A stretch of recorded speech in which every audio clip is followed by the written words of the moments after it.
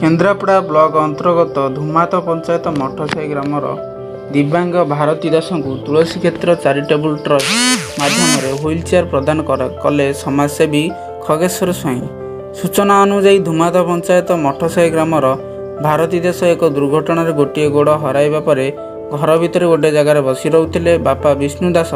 बयसर शेष पाहाचरे पाद देइथिबा बेले दिव्यांग झील भारती को नहीं बहुत दुख कष्ट जीवन अतिबाहित होता। ठीक यही समय तुलसी क्षेत्र चैरिटेबल ट्रस्ट यही दुखद खबर जानिबा परे सहायता सहयोग सहित सामाजिक गणमाध्यम प्रकाश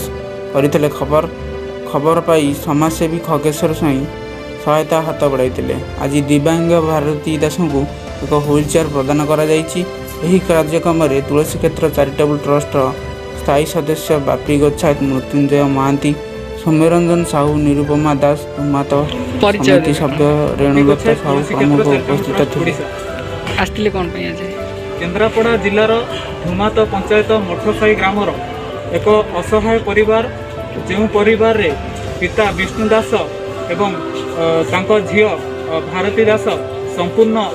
भिन्नक्षम पिता बयसर शेष पहाचरे पाद देइथिबा बेले तांको घर चलिबा अत्यंत कष्टकर एवं यही दुखद खबर तुलसी क्षेत्र चैरिटेबल ट्रस्ट सदस्य माने जानिबा परे तांको पई एक मासर राशन सामग्री और किछि अर्थराशि 5 सेप्टेम्बर तारीख दिन सहायता प्रदान करथिले। यही असहाय दुखद परिवार केमिति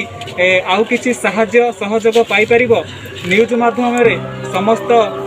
खबर माध्यम रे खबर प्रचार करथिले प्रसारित करथिले एवं से खबर द्वारा किछि सहृदय व्यक्ति मानक तरफ आज तांको साई मिलिछि एवं तांको जो प्रदान करिसेंती हमर सहृदय व्यक्ति खगेश्वर साई तांको द्वारा आज ट्रीस करा जायछि एवं भारती दास जे शारीरिक अक्षम भिन्नक्षम ए साइकल द्वारा चल प्रचल करि परिबे एवं खगेश्वर भाई को तुलसी क्षेत्र चैरिटेबल ट्रस्ट तरफ बहुत बहुत धन्यवाद।